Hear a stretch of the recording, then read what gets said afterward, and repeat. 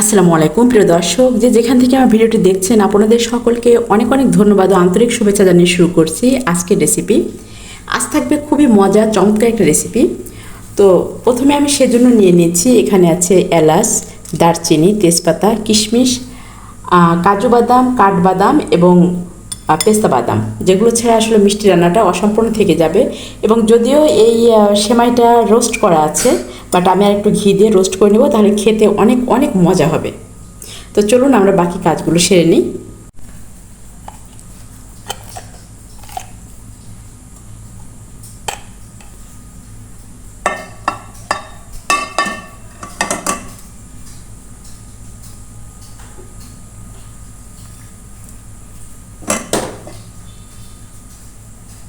একটু রোস্ট করব।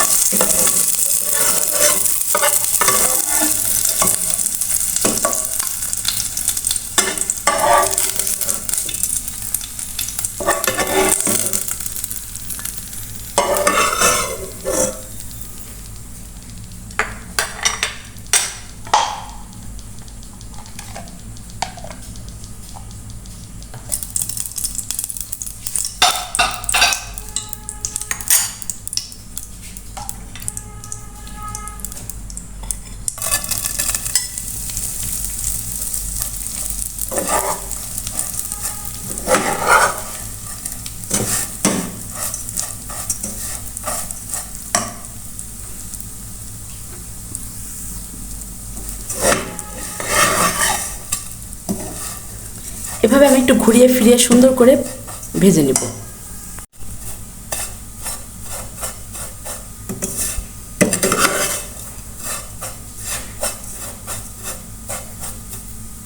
আচ্ছা, সেমাইটাকে আমি নামিয়ে নিচ্ছি। এটা আমি ধুলাম না, এর ভিতরে আমি দুধ দিয়ে দিচ্ছি। দুধটা আমি আগে জাল করে নিয়েছি, কিন্তু আর একটু জাল করতে হবে। আচ্ছা, এখানে আমি 1.5 লিটার দুধ নিয়েছিলাম, জাল করে প্রায় এক লিটার মতো হয়েছে। আমি এখানে সামান্য একটু লবণ দিয়ে দিচ্ছি। 1 কাপ বরাবর চিনি,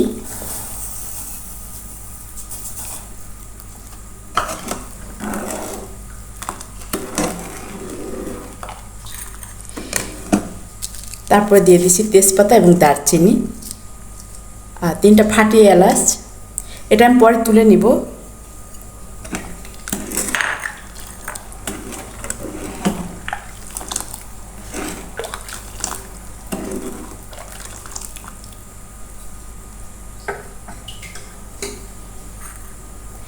আমি এর মধ্যে কিছু ড্রাই ফ্রুটস দেবো, শুধুমাত্র ডেকোরেশনের সময় না, আমি দুধের ভিতরে কিছু ড্রাই ফ্রুটস দিই, এটা থেকে একটা ফ্লেভার আসবে।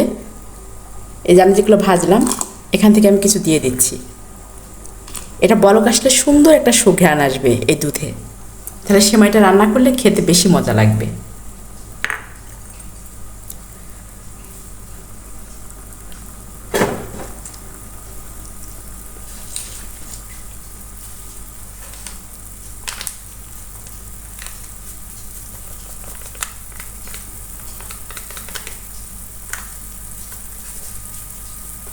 আর আপনারা তো জানেন যে মিষ্টি জিনিসে যদি গুঁড়ো দুধ দেওয়া হয় তাহলে তার স্বাদটা অনেক বেড়ে যায়। তো আমি এখানে 1/4 কাপ গুঁড়া দুধ দিয়ে দিচ্ছি।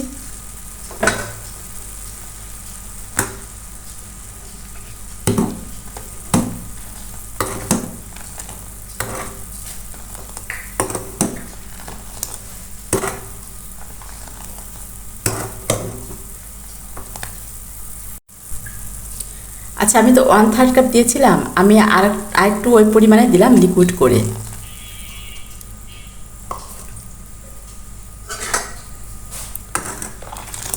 মানে আগেরটা শুকনো দিয়ে দিয়েছি ওর ভিতরে, এবার লিকুইড করে দিয়েছি দুধের সঙ্গে গুলিয়ে।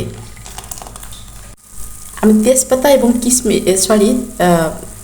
মানে কি বলে, এলাচ, এটা তুলে নিচ্ছি।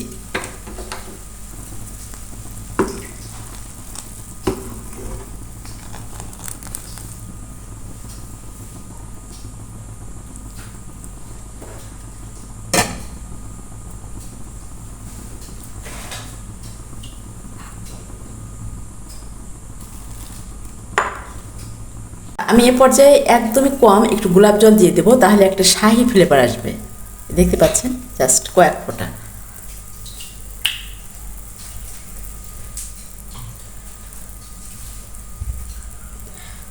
দুধটা কিন্তু কমপ্লিট হয়ে গেছে, আমি এখন সেমাইটা দিয়ে নামিয়ে নিব। আমি অল্প একটু এলাচের গুঁড়ো অ্যাড করে দেবো। আমি নামিয়েছি, দেখতে পাচ্ছেন একদম শুধুমাত্র এলাচের গুঁড়ো এটা। আচ্ছা, আমি এ পর্যায়ে সেমাইটা দিয়ে দিচ্ছি। দুধটা কিন্তু একদম গরম।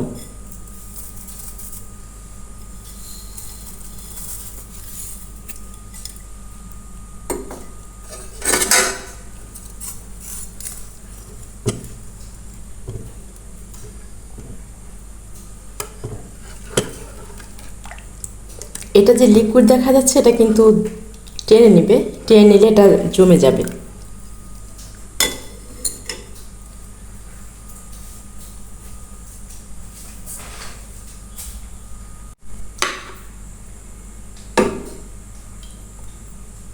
দেখেন, দিতে দিতে কিন্তু টেনে গেছে, বললাম না। তো আমি একটু ঢেলে নিচ্ছি, এভাবে করতে একটু লং টাইম লাগবে।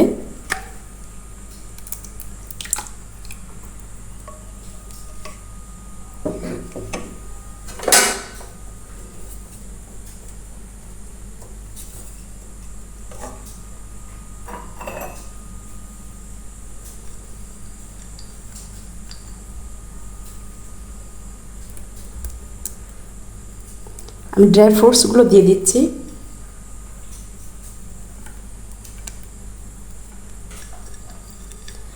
আমি দুটো ছোট বাটিতে রেখেছি, এটার উপর একটু দিয়ে দিচ্ছি।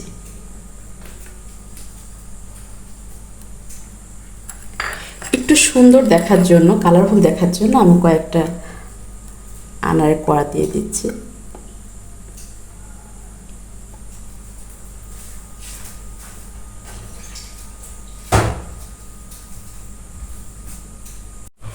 মাঝে মাঝে মিষ্টি খেতে কিন্তু আমরা সবাই পছন্দ করি, তাই না?